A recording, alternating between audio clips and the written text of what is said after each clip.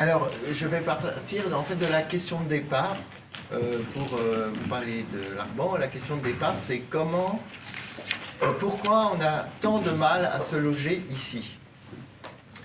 Et alors, pour répondre à cette question, il faut juste, je vais faire un tout petit un peu de démographie. C'est qu'ici, on est dans une région qui a plutôt tendance à se dépeupler depuis à peu près 150 à 160 ans. Et néanmoins, c'est une région dont depuis petitement 40 ans, un peu plus depuis 30 ans, un peu plus encore depuis 20 ans, a un solde migratoire positif. C'est-à-dire qu'il y a plus de gens qui viennent habiter sur le plateau de Millevaches, c'est vrai aussi du Limousin, que de gens qui, habitant sur le plateau de Millevaches, vont habiter ailleurs. Malheureusement, le solde naturel, lui, est très négatif, c'est-à-dire qu'on fait moins de bébés, il y a plus de gens qui meurent, mais l'un dans l'autre, on arrive dans certaines communes à voir néanmoins soit la population se stabiliser, soit augmenter. Donc quand la population augmente, ou quand elle se stabilise, quand elle ne continue pas à s'effondrer, c'est pas qu'il y a plus de bébés et moins de morts, c'est qu'il y a plus de gens qui viennent habiter ici. Mais les gens qui viennent habiter ici ne trouvent pas à se loger. Alors je vais vous raconter une petite anecdote. On cherchait un logement qui était vide, enfin il y avait un logement vide dans la commune de Faux-la-Montagne où j'habite, et un ami qui voit ce logement vide depuis des années téléphone au propriétaire qui était en Seine-Saint-Denis ou en banlieue parisienne quelque part. Il lui dit voilà, est-ce qu'on peut louer votre logement? Et le propriétaire lui dit ah non, non, non, vous comprenez, c'est à mes parents, c'est moi qui l'ai, mes enfants, c'est pas moi qui vais, moi je ne vais pas le louer, le vendre, je ne vais pas avoir d'ennui, mes enfants feront ce qu'ils veulent après. Bon, bah écoutez, tant pis, etc. Puis il y a un petit silence au téléphone, et la même personne dit mais enfin quand même, c'est bizarre que vous ne trouviez pas à vous loger à Faux-la-Montagne, il y a tellement de logements vides.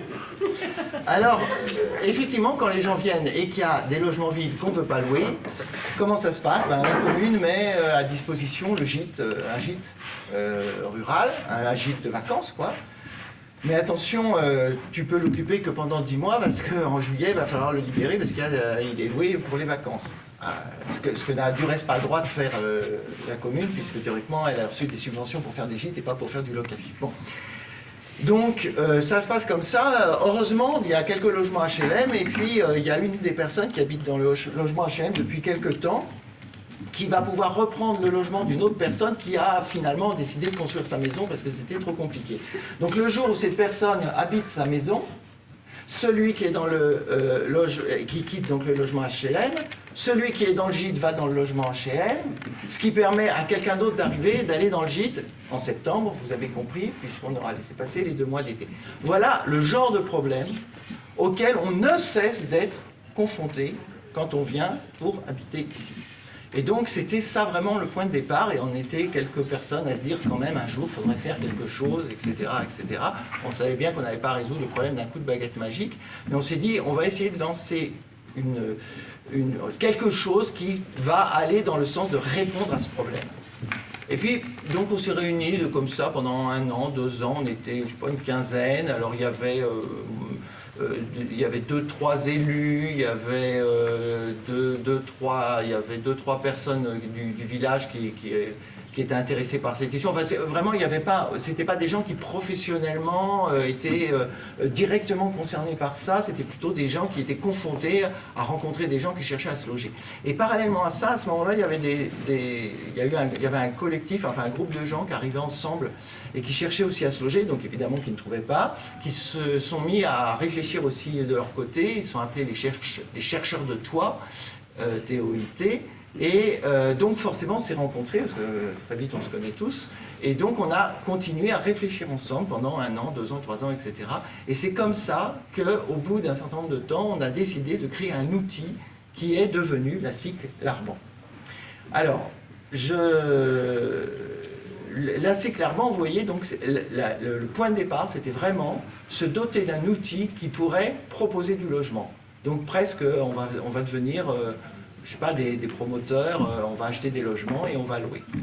Bon, et puis très vite, on s'est rendu compte que réfléchir sur le logement, mais ça, je ne sais pas vous que je vais l'apprendre, c'était pas seulement réfléchir aux 4 murs et au toit, mais c'était réfléchir à comment on se déplaçait pour y aller, est-ce qu'on habitait perdu au fin fond de la forêt ou est-ce qu'on habitait plutôt dans les bourgs, et que c'était quand même mieux d'habiter dans les bourgs parce qu'on n'est déjà pas si nombreux que ça, et que ceci, et que cela, et que ça.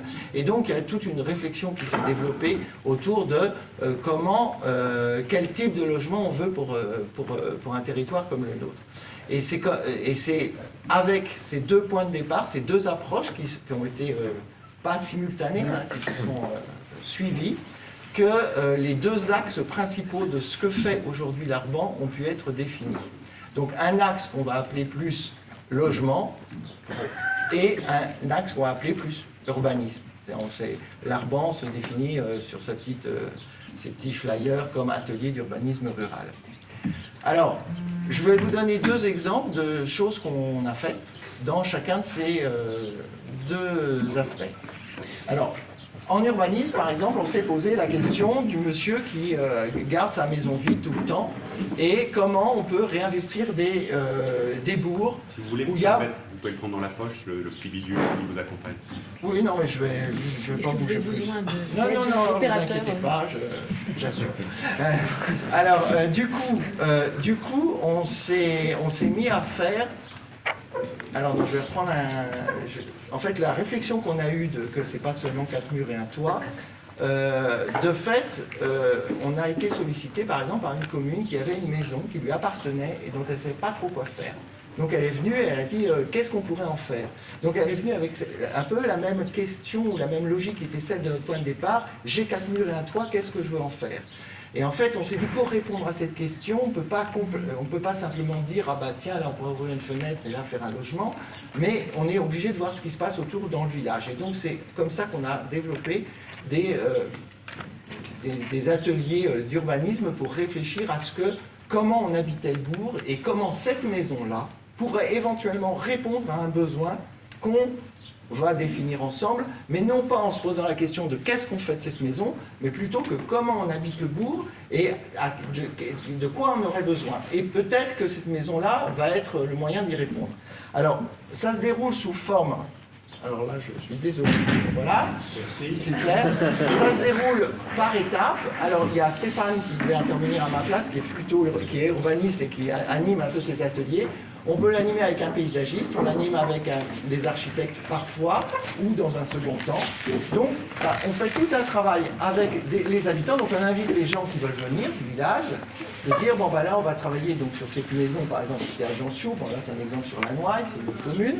Et donc, on commence par faire une promenade dans le village, par l'extérieur du village, voir un peu... Puis ensuite, on fait des promenades dans le village. Et petit à petit, on va arriver à l'élaboration d'un certain nombre de cartes comme ça, avec les zones sur lesquelles il est important d'intervenir. Alors par exemple, à Faux-la-Montagne, si vous êtes passé à Faux-la-Montagne, vous avez peut-être vu en haut du village, il y a une espèce de grande maison fermée, c'est ce qu'on appelle l'hôtel Bouteille. Bon, par exemple, cette zone-là a été vraiment mise en évidence comme un point noir dans l'aménagement du bourg. Puis ensuite, toujours dans la même disposition, alors là on a changé de commune, justement, on est à Faux-la-Montagne, on travaille sur certains de ces points noirs en disant comment on peut les améliorer. Donc on fait des petits crobards, etc., on regardera après, voilà. Mais on fait aussi des travaux de diagnostic, alors là c'est encore une autre commune, non c'est à nouveau la Noailles. Par exemple ça c'est un travail très intéressant qu'on fait avec les gens, donc là c'est un cadastre. Hein, voilà. Donc on prend le cadastre, on met le cadastre sur la table, on est, alors je sais pas, à fond on était 25 à cette séance, et on prend maison par maison, bon, Faux c'est un peu plus grand, mais à la Noailles c'est plus petit, on prend maison par maison, et on regarde comment elles sont habitées ou pas.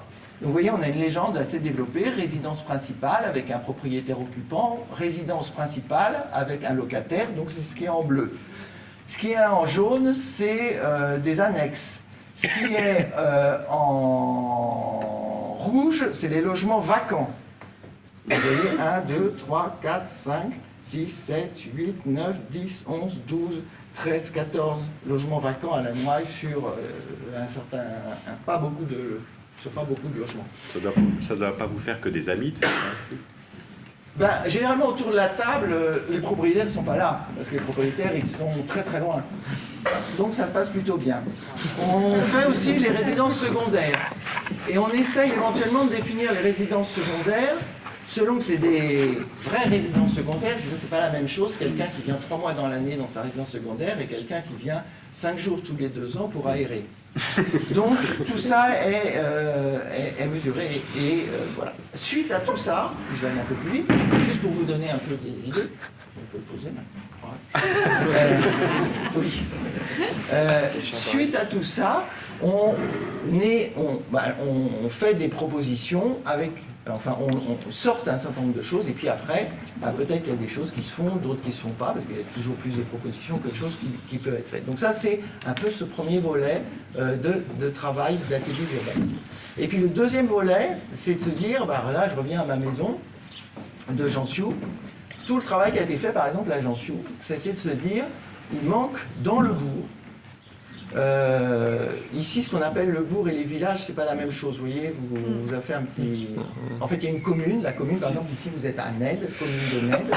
Sur la commune de Ned, il y a le bourg, c'est ici, où il y a l'église, la mairie, quelques commerces. Et puis, il y a ce qu'on appelle d'habitude les hameaux. Ici, on ne dit pas les hameaux. Si vous voulez paraître le Parisien qui vient en vacances, vous dites je suis dans le hameau de. Non, ici, on dit le village. Donc un village, c'est pas Ned. Ned n'est pas un village. Ned, c'est une commune. Et là, vous êtes dans le bourg de Ned. Et les villages de Ned, ils sont éparpillés. Donc par exemple, à Faux-la-Montagne, il y a 26 villages. À Ned, il doit y avoir une bonne vingtaine qui sont recoupés comme ça. Tu as dit hameau hier. Alors, il y a... alors, du coup, on relève à Jansiou l'absence d'un lieu qui pourrait être un lieu de rencontre, où on se croise, où il y a un peu de service, etc. Et on se dit, voilà, cette maison-là, elle pourrait servir à ça. Bon, au final, cette maison-là n'a pas servi à ça, mais le besoin a été recensé et des gens sur Jansiou ont eu envie de néanmoins répondre à cette problématique. Et eux, ils ont trouvé une autre maison. Et cette maison-là, donc ces gens de Jansiou, c'est plus l'histoire de l'Arban, c'est l'histoire de ce groupe de Jansiou, qui avait relancé le marché, au moins l'été, et qui se disait que ce serait bien que le marché continue l'hiver, mais on ne va pas le faire dehors sous la pluie, donc ce serait bien de trouver un toit. Et donc ils ont trouvé une maison, et puis à ce moment-là, il y a d'autres personnes qui autour de leur groupe, il y avait pas loin d'une petite centaine de personnes comme ça qui réfléchissaient à ce qui pourrait, à des besoins autour de cette maison. Et ils se sont dit, on va acheter cette maison et on va faire ce qu'on a envie de faire dedans, c'est-à-dire le marché de l'hiver, ça pourrait devenir une épicerie, etc. Entre-temps, se sont rajoutés d'autres projets, un atelier de réparation de vélo, une brasserie associative qui fait de la bière, il y a une naturopathe qui cherchait de quoi faire son cabinet. Leur idée, c'était de faire aussi un petit logement pour pouvoir accueillir les gens qui passaient, les stagiaires, etc. Donc un petit logement tout simple. Puis il y a des gens qui faisaient de la cartographie, d'autres qui faisaient je ne sais quoi, qui avaient besoin de bureaux, donc ils se disaient il faudrait qu'on ait aussi des bureaux. Donc on va essayer de mettre tout ça dans cette maison. Une maison un peu grande quand même. Mais on va essayer de mettre tout ça dans cette maison. Donc on achète la maison, on la retape et on s'installe dedans.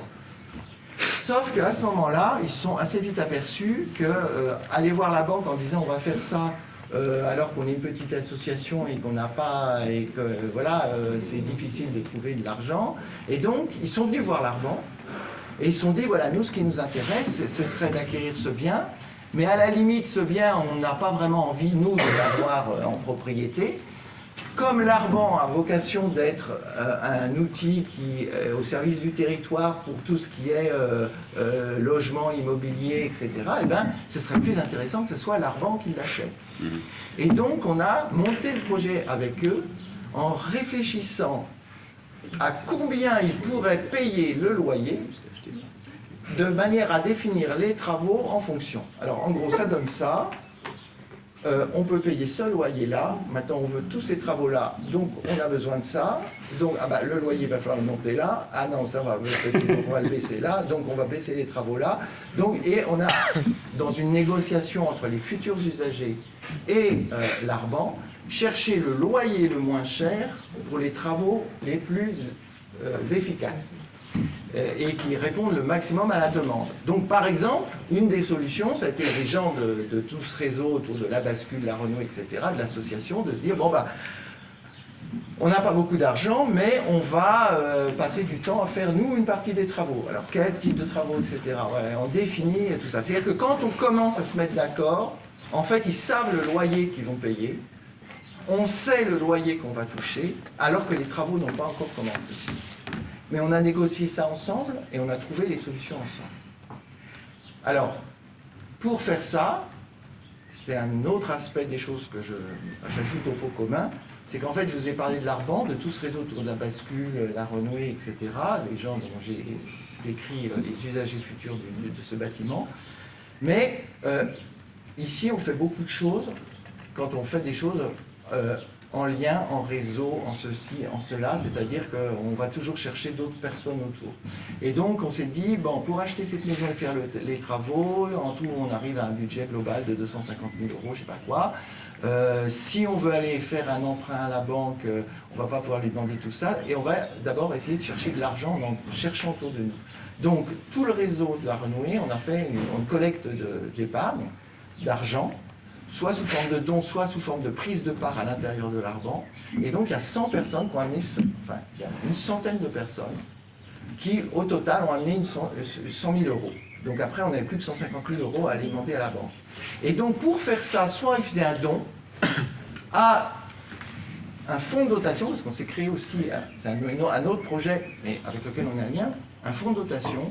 Je ne sais pas si vous savez ce que c'est. En gros, c'est une petite fondation qui fonctionne comme une association. Jusqu'en 2008, il y avait les fondations. Les fondations, il faut mettre beaucoup d'argent au début, c'est assez lourd. C'est pour ça que même des entreprises d'une certaine taille qui font des fondations font des fois des fondations abritées auprès de la Fondation de France parce qu'elles ne peuvent pas elles-mêmes faire une fondation. Et en 2008, il y a une loi qui a créé le fonds de dotation. Vous mettez 15 000 €, votre fonds de dotation est créé. Et soit avec les revenus de l'argent, vous pouvez soutenir des projets d'intérêt général, soit avec une partie, voire la totalité du capital, vous pouvez le faire. Et évidemment, vous pouvez bénéficier des dégrèvements d'impôts, enfin voilà, toutes ces histoires-là. Et donc, pour soutenir ce projet de la renouée, soit vous pouviez faire un don au fonds de dotation, la solidaire, qui, avec cet argent-là, allait prendre des parts dans la cycle Arban, soit vous pouviez directement prendre des parts dans la cycle Arban. Et là, je refais une autre petite déviation pour parler du statut juridique, de société coopérative d'intérêt collectif. C'est un statut juridique qui a une particularité, enfin c'est sa qualité principale, c'est ce qu'on appelle le multisociétariat.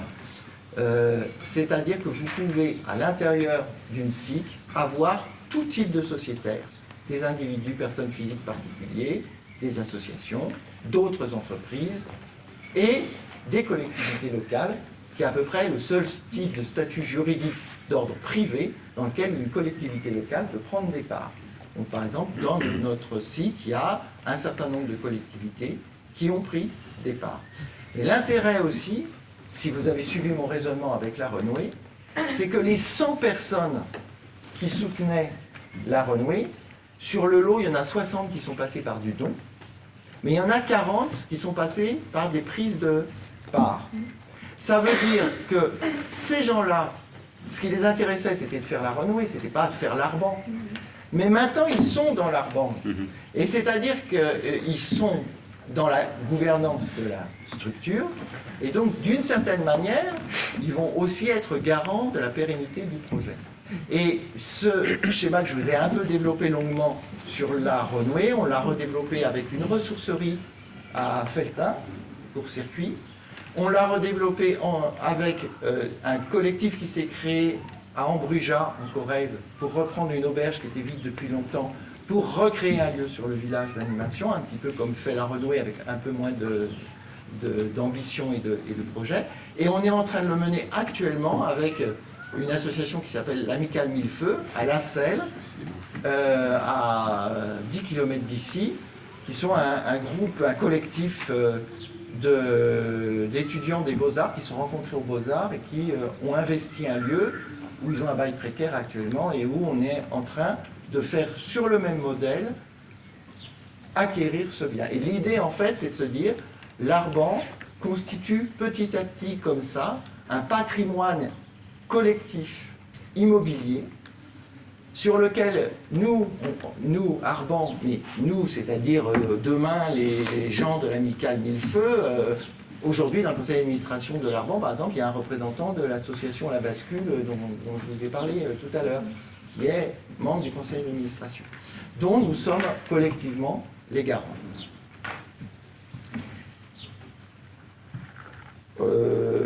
Juste 2-3 petites choses en plus, parce que je pense que j'ai... Prenez votre temps.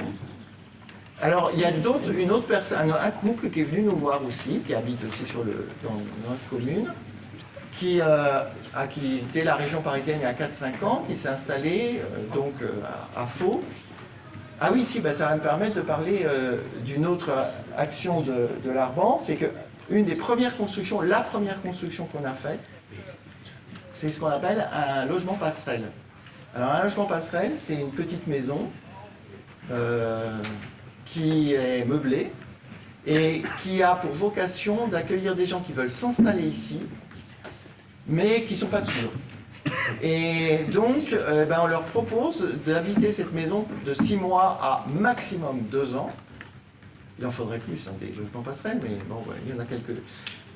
Et voilà, ils passent un hiver, ils rencontrent les uns, les autres, ils se baladent, et puis au bout d'un certain temps, ils disent bon c'est bon, on va venir s'installer ici, puis en plus déjà on a rencontré un tel, donc on a déjà un projet de toute façon moi j'ai trouvé du travail dans telle association, etc. Et donc au bout d'un certain nombre de temps, il faut qu'ils dégagent pour laisser la place à d'autres. Voilà, notre logement passerelle pour l'instant a servi 3 fois. Une fois pour un couple qui a dit non, finalement je ne veux pas rester ici, tant mieux. Et 2 fois avec des gens qui sont dans une démarche de...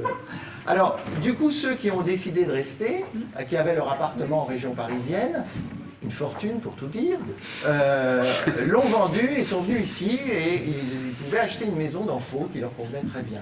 Une maison assez grande du reste.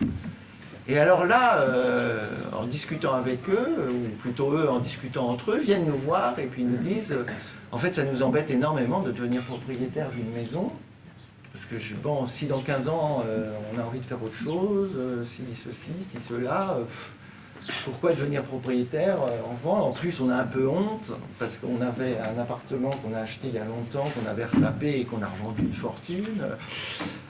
Donc comment ils nous ont dit, en fait, on cherche à accéder à la non-propriété. Alors, on a donc dit, on va faire un dispositif d'accession à la non-propriété.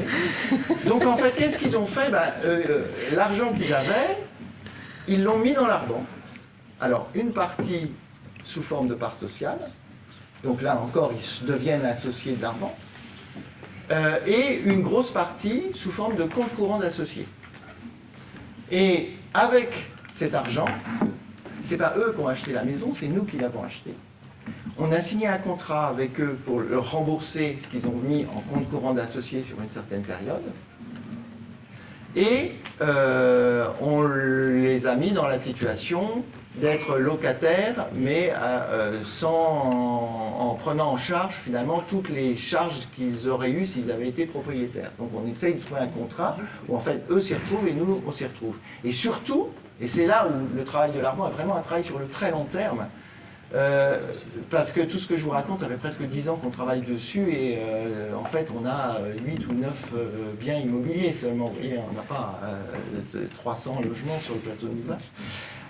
Mais cette maison-là, nous, Arban, les gens qui constituent l'Arban, on garderont la maîtrise et on pourra en faire ce qu'on veut après. C'est-à-dire que cette maison-là, on est sûr qu'elle ne va pas être achetée par un résident secondaire qui va venir l'occuper que 3 semaines dans l'année.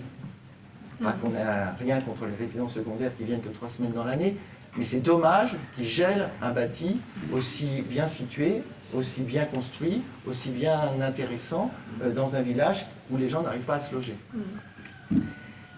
Et la deuxième chose que je peux dire, qui va me sortir un petit peu de l'Arban, mais qui est complètement dans la logique et le lien, c'est que ce que je vous ai raconté sur l'Arban, sur la Renouée, sur l'Amicale Millefeu, sur le fonds de dotation La Solidaire, sur court-circuit à Felletin, sur le collectif d'Ambruja, etc. En fait, je pourrais vous égrener comme ça encore beaucoup d'autres lieux, initiatives, collectifs, de gens qui font des choses comme ça sur le territoire.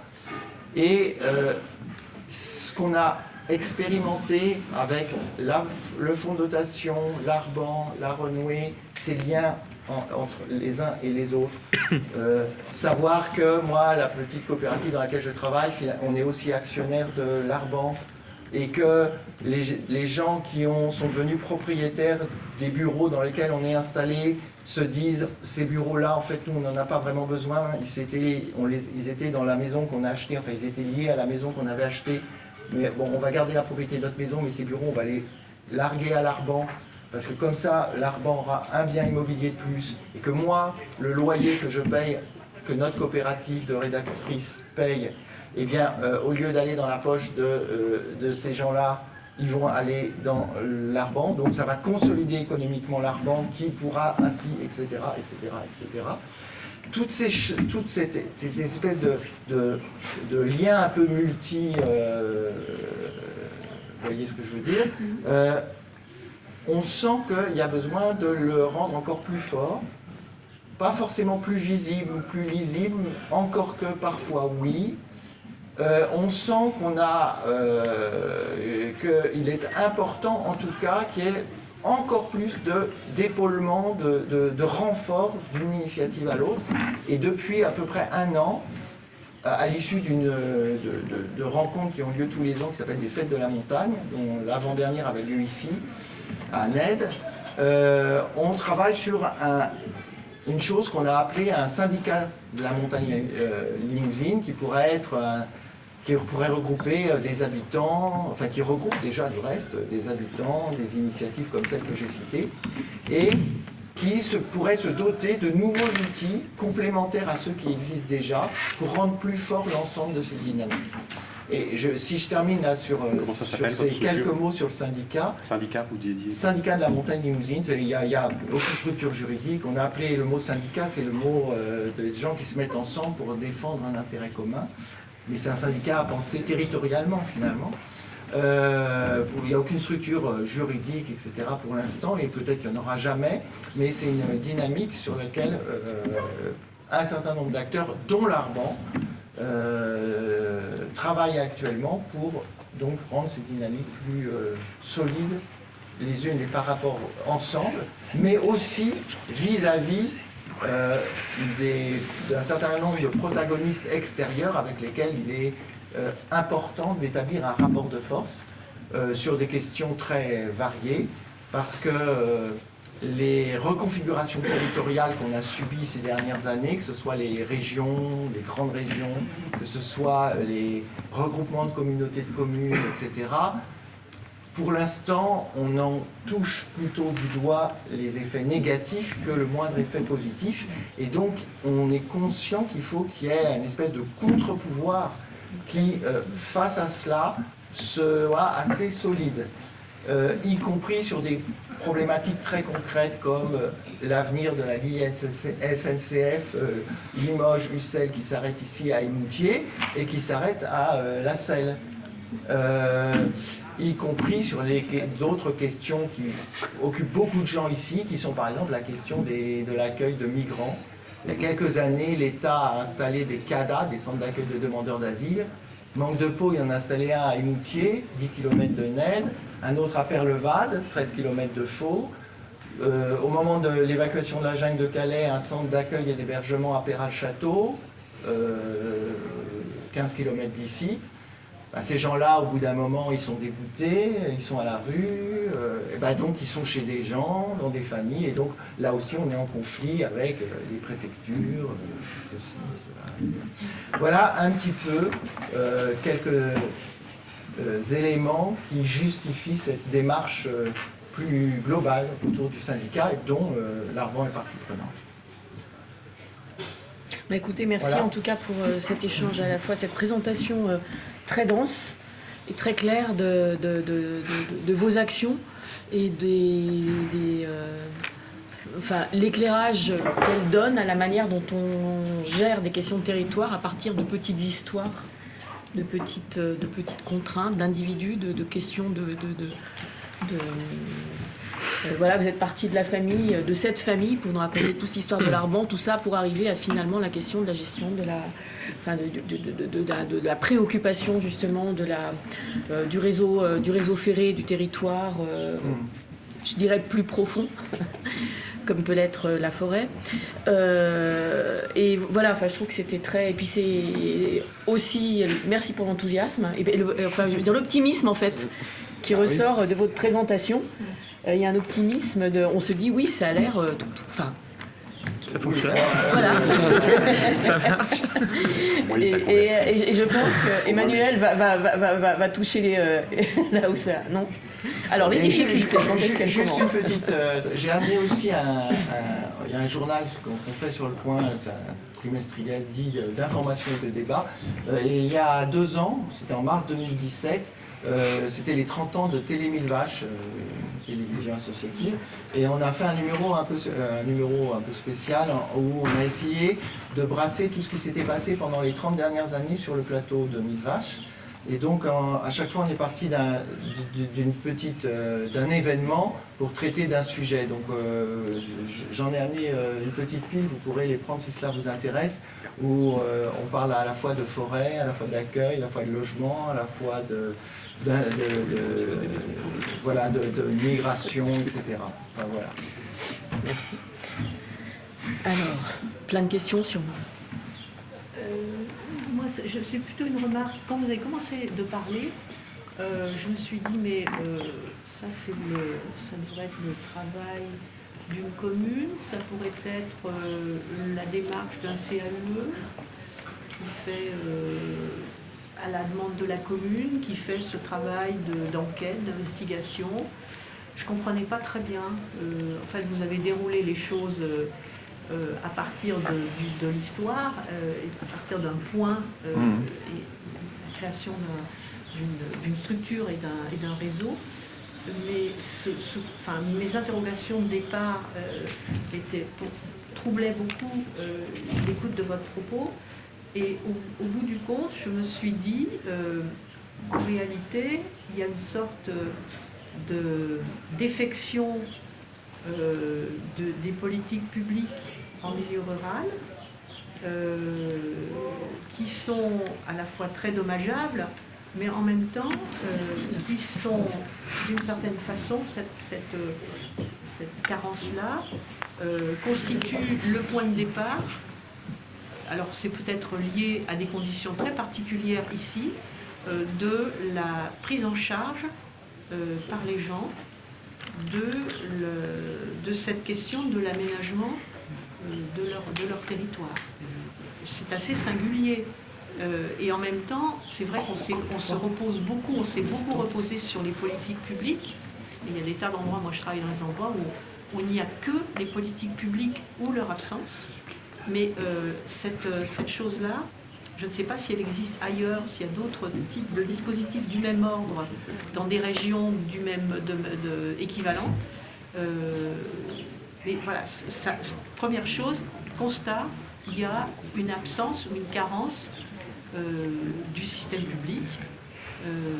Et il y a ce relais qui est fait par des assemblées de personnes qui se prennent en charge, qui est quand même très singulier en France. Alors je peux juste dire 2 choses, c'est que après on travaille, on cherche des alliances avec les pouvoirs publics, les collectivités, on travaille avec le CAUE, c'est arrivé plusieurs fois, etc. Donc ça ne se fait pas forcément à côté. Par contre, ce qu'on constate, c'est que, et là vous avez raison, c'est que globalement, s'il n'y a pas depuis le terrain une demande de la préconstruction, de l'exigence, etc., il ne se passe rien. Parce que toutes, effectivement, les politiques publiques sont pas orientés sur le fait qu'il faut développer la vie sur le plateau de Millevaches, quoi, rapidement dit. On en a un très bon exemple avec les postes qui petit à petit ont déserté. Voilà. Alors il y avait deux stratégies qui posaient un problème politique, qui était de dire est-ce que, parce que la Poste, vous savez, proposait aux communes de reprendre ce qu'on appelait des agences postales communales. Donc elle les donnait un peu d'argent en lui disant ben voilà, maintenant c'est vous qui allez gérer ça. Et alors, il y avait un problème, enfin, il y a eu un vrai conflit politique. Je prends l'exemple de Faux-la-Montagne et de Ned, où les réponses ont été différentes. À Ned, qui est ici, vous êtes dans une commune qui est une vieille commune communiste depuis quasiment 1920. Bon, maintenant c'est un peu moins. Bon, enfin, ça reste la coloration. L'ancien maire, enfin le maire précédent était inscrit encore, était au Parti communiste, etc. Et donc il y a une logique, enfin une vision que c'est à l'État, c'est à la puissance publique de prendre en charge les services publics. Et donc eux, ils ont refusé le plus longtemps possible l'agence postale communale sur le thème, c'est faire le jeu de l'État libéral finalement que d'accepter ça. Donc on va maintenir la Poste et on va lutter pour maintenir la Poste. Bon, à Faux-la-Montagne, où l'air est un petit peu plus libertaire et un peu plus ceci ou je sais pas comment dire, la commune s'est dit bon allez on va faire l'agence communale parce que sinon on n'aura plus de poste et ça sera un peu trop tard pour se réveiller. Alors, résultat, à Ned, la Poste a fermé d'abord les matins ou l'après-midi, puis elle était ouverte plus que 3 jours, et à la fin, elle était ouverte le vendredi après-midi de 14h à 16h. Donc quand on habite à Ned et qu'on veut acheter un carnet de timbres, et qu'on va à Émoutier régulièrement, 10 km, où est-ce qu'on achète ces timbres? À la Poste d'Émoutier. Donc il y avait une espèce de logique. C'est la même chose sur les lignes de chemin de fer. Vous décalez les horaires, vous pouvez plus revenir à Paris. Moi, quand je reviens de Paris, je peux plus revenir à Émoutier, je laisse ma voiture à Limoges. Donc la ligne sert, vous voyez bien qu'il y a de moins en moins. Bon, bref. À Faux, lorsque l'agence communale a été ouverte, et qu'elle a été ouverte tous les jours, puisqu'elle a été ouverte dans le même bâtiment que la bibliothèque municipale, dépôt de la bibliothèque centrale de prêt départementale, et l'office du tourisme qui gère les gîtes dont j'ai parlé tout à l'heure, ainsi que le camping communal. Donc il y a toujours au moins une personne, si ce n'est 2, dans cette agence postale communale. Eh bien, depuis son ouverture, elle a multiplié son chiffre d'affaires par 3. Donc, voilà. Alors bon, résultat, à Ned, ils ont fini par faire une agence postale communale, maintenant, qui est à la mairie. Donc, à la limite, si on veut acheter des timbres aujourd'hui à Ned, c'est plus facile que quand c'est la Poste qui s'en occupait. Mais voilà, on touche là du doigt exactement ce que vous disiez, et ça pose des questions de stratégie et de confiance ou non dans ce que les échelons supérieurs peuvent apporter pour des territoires comme les nôtres. Mais vous disiez en fait à Ned, une vieille commune communiste, disons qui est restée de tradition, oui. Je sais pas quoi, prolétarisme, et Faux, c'est bien Faux, hein. Une commune, vous disiez libertaire, mais c'est que... Oui, c'est des mots que j'emploie comme ça. Non, mais justement, oui. c'est ça que j'ai trouvé intéressant. C'est le mot que vous avez employé pour commencer. Oui. Et effectivement, on se dit en quoi le libertarisme n'aurait pas à voir quelque chose, dans le cas présent, et pas toujours que présent, avec le libéralisme aussi, quelque part. Et ça, c'est toujours ce paradoxe qui est quand même vraiment intéressant. Enfin, c'est une forme de paradoxe qui n'en est peut-être pas une. Et en fait, je trouve aussi que ce que vous venez de dire là fait très fortement écho. Évidemment, c'est même pas que ça fait écho, c'est dans la même histoire que ce que nous racontait Sarah hier en particulier. Enfin, il y a eu beaucoup de propos sur ces enjeux-là, mais ce que disait Sarah, et en particulier sur le fait, et donc c'est une invitation peut-être à ce que Sarah éventuellement dise ce qu'elle en pense, mais c'est ce qu'on a beaucoup entendu avec Madame Van Uxel, c'est que il y avait une échelle infracommunale, enfin je le dis avec mes mots à moi, la section de communes, qui racontait autre chose que ce que racontaient les communes. Alors vous parlez significativement, et on a vu dans ton approche que la section de communes se trouvait souvent correspondre précisément à l'échelle de ce que vous appelez les villages. On sait que dans les villages, vous ne pouvez pas repenser autrement, mais pour nous c'est un petit peu difficile à penser comme ça. Donc les hameaux, c'est des villages, d'accord. Et donc... Et donc ça, c'est quand même intéressant parce que c'est compliqué à penser, je trouve. Parce que là, à l'instant, vous parliez de l'État. L'État n'est plus là avec la Poste. Donc c'est l'agence postale communale. Donc c'est au niveau de la commune que ça se joue. C'est presque comme si la commune devenait l'État elle seule, quelque part. Et je comprends les réticences des anciens ici même. Et on se rend compte aussi que l'échelle communale, même sur des communes, on a eu beau nous dire que Ned c'était une grosse commune hier, on sait tous par dignité, respect, sans doute, par rapport à Paris, c'est sans doute assez significatif. Et on a compris que c'était une question d'étendue aussi, dans ce sens-là. Et même au niveau d'une commune comme Ned, qui est certes une grosse commune, on voit que la démocratie représentative n'est pas forcément toujours la modalité, disons, qui à elle seule nous permet de vivre en commun, si on peut dire, et que cet échelon de la section de commune, avec ses modalités de démocratie spécifiques, permet de répondre à d'autres formes de décisions communes, en commun. Et voilà, donc je trouve ça, c'est votre propos. Et par ailleurs, dernier mot, par ailleurs, l'Ardent, je ne sais pas exactement à quelle échelle ça se joue, parce que c'est une sorte d'échelle qui se superpose à tout ça, qui fabrique un réseau, vous avez parlé de réseau, enfin, à elle seule, elle est dans un autre réseau, mais elle fabrique un réseau qui est communal, disons, sur un territoire qui est plus qui est étendu. Voilà. Ça donne à penser plein de choses. Sarah.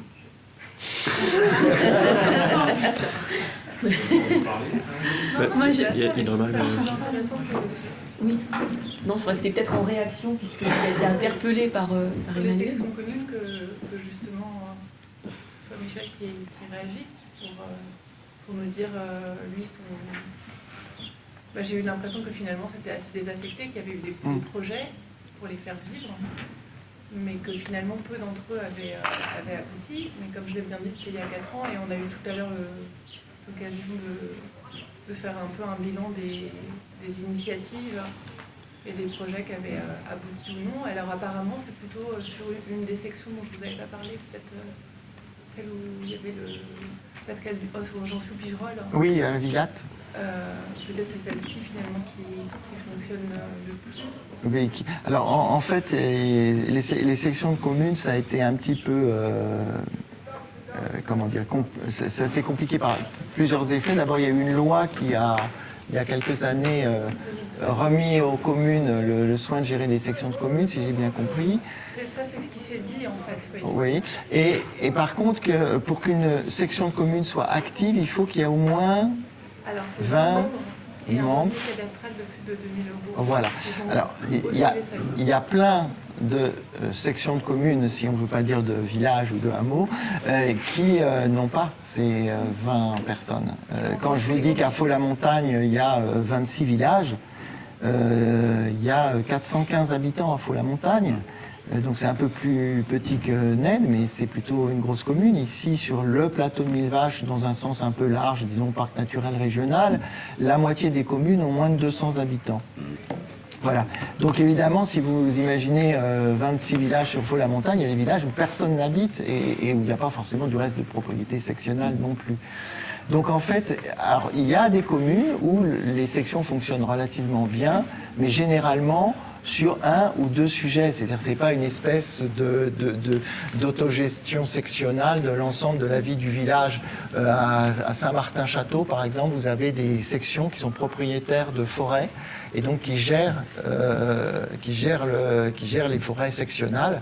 Et là, il y a un vrai objet, donc effectivement, ça tourne et ça fonctionne sur les sections, en tout cas, où il y a assez de monde. Après, l'échelle communale, enfin, dans l'imaginaire urbain, effectivement, un village, c'est pas 20 personnes, c'est au moins c'est quelques centaines de personnes, c'est déjà un tout petit village. Donc je pense que c'est une échelle qui est extrêmement pertinente. Et c'est pour ça que nous, on a touché du doigt les côtés négatifs des regroupements de communautés de communes. Nous, on faisait partie d'une communauté de communes où il y avait 8 communes et ça représentait 2500 habitants. On faisait des choses tout à fait intéressantes. la communauté de communes avait un budget équilibré parce qu'elle avait on a la chance d'avoir sur le territoire 1 ou 2 barrages, puisqu'on a produit de l'hydroélectricité ici depuis les années 40-50, et puis 6 éoliennes. Bon, c'est une communauté de communes qui économiquement était gérée de manière efficace, on va dire, et qui avait fait le choix de soutenir un certain nombre de projets d'habitants comme ceux que j'ai évoqués. On se retrouve dans une communauté... Alors ça, vous savez bien, c'est ce que nous dit le législateur, en fait, c'est trop petit. Ça ne peut pas bien fonctionner. Il faut s'organiser autrement. Donc il faut être plus gros, il faut être 15 000. 15 000, c'est intelligent. Alors, comme nous, même en se mettant avec 30 communes, on n'arrive pas à 15 000, on a des dérogations parce qu'on est en zone de montagne. Mais même en zone de montagne, c'est-à-dire dans les zones dérogatoires, il faut au moins être 5 000. Et 5 000, déjà, vu de l'euro, c'est ridicule. Bon, eh ben, c'est la catastrophe. Vous ne pouvez pas compter les vaches, non? On se trouve avec des communes très éloignées, on se retrouve avec une ville un peu importante. Donc, évidemment, c'est Aubusson, pour ne pas la citer. Donc, c'est le maire d'Aubusson qui devient président de la Comcom. Il a une piscine à construire et une cité de la tapisserie à construire. Et donc, indépendamment du fait qu'il fasse une gestion un peu négligée, le résultat, c'est qu'au bout de 3 ans, il y a 4 millions d'euros de trous. Et qu'est-ce qu'on fait? Eh bien, on vend les bijoux de famille. C'est-à-dire que la petite communauté de communes du plateau de Jansiou, de 2500 habitants, elle est obligée de vendre des biens immobiliers qu'elle avait acquis, un peu dans la logique de l'Arban, pour pouvoir boucher le trou. Donc pour nous, le regroupement de la communauté de communes, c'est la catastrophe. Et sur les quelques exemples de regroupements qu'il y a eu sur le même territoire, quand je dis sur le même territoire, c'est sur la Creuse en particulier, la Corrèze, c'est la même chose. C'est vrai que moi j'avais failli vous lancer là-dessus, parce qu'on parle beaucoup du fait qu'il y a un abandon des territoires ruraux, etc., par l'État, avec les services régaliens, etc. Et c'est vrai qu'on voit dans plein de régions les effets néfastes des regroupements de communautés de communes qui en fait induisent le fait que les petites communes deviennent complètement dépendantes des plus grosses et donc subissent de plein fouet un rapport de pouvoir en fait aussi politique. Et soit c'est ça, soit c'est un émiettement complet qui rend complètement impossible une gestion collective parce qu'il faut faire 2 heures de voiture pour arriver au point de rendez-vous où ça se retrouve. Et donc c'est vrai qu'on parle beaucoup moins de ça, mais qu'il y a des effets vraiment, vraiment néfastes, parce que la réflexion est vue d'en haut. En fait, c'est ça le paradoxe, c'est d'en haut, on dit, allez-y, on reconnecte au territoire les services, et en même temps, ils posent des organisations administratives qui tendent à remonter, et donc à détacher des réalités territoriales, et donc à technocratiser complètement tout un ensemble de services qui font que il y a une forme... En fait, l'impression que j'ai, c'est que les collectifs ou les regroupements habitants sont obligés beaucoup plus de rentrer dans des logiques de compréhension de tous les outils juridiques, urbanistiques, etc., qui font le territoire pour tenir un rapport de force, quoi. Et voilà, en tout cas, de contrer la technocratie et donc de s'engager sur un champ de lutte qui n'est pas simplement l'occupation, et c'est un peu ce dont vous êtes l'expression, quoi. Et ça, c'est beaucoup plus subtil et on s'en rend beaucoup moins compte. En fait, je pense que c'est une réalité dont les étudiants n'ont pas forcément conscience et qui devient un vrai lieu de projet, en fait, un vrai lieu de projet, parce que c'est là que se créent les modèles économiques aussi de redynamisation des territoires, quoi. Bon, voilà, c'est-à-dire qu'il y a un espèce de renoncement. Les services... Ah pardon, excuse-moi. L'idée, c'est qu'au départ, à l'Arban, vous étiez qui, en fait? Non, alors c'est vraiment habitant, c'est-à-dire qu'il n'y avait pas... enfin, il se trouve que, par exemple, Stéphane était dans ce groupe qui réfléchissait, mais... non. Stéphane, lui, est urbaniste, c'est ça? Ouais, mais il n'était pas là en tant qu'urbaniste, on va dire, il était là plutôt en tant qu'ayant travaillé auparavant au Conseil régional sur la question de l'accueil de nouvelles populations. Mais c'était un expert. Oui, on peut dire que c'était un expert, mais de ce point de vue-là, on est tous experts un peu de quelque chose quand même. Non, mais je veux dire que tu regardes le groupe, il y avait des gens qui étaient... il y avait 2 élus, bon, alors ils sont experts de la gestion communale, on va dire. Après, on est un peu experts en... comment dire, en... On a besoin de quelque chose, et ben on va trouver le moyen de le faire, quoi. De le faire ou de le faire faire, beaucoup souvent de le faire, parce qu'on n'a pas trop les moyens de le faire faire. Donc on apprend beaucoup sur le tas, on va chercher des gens compétents, on va faire un voyage, on va par exemple au début de l'Arban, on est passé par un DLA, un dispositif local d'accompagnement, c'est un dispositif qui finalement, voilà. Comme ça nous a permis d'aller rencontrer des gens qui travaillaient sur des COP HLM, des choses comme ça, et puis on a appris comme ça.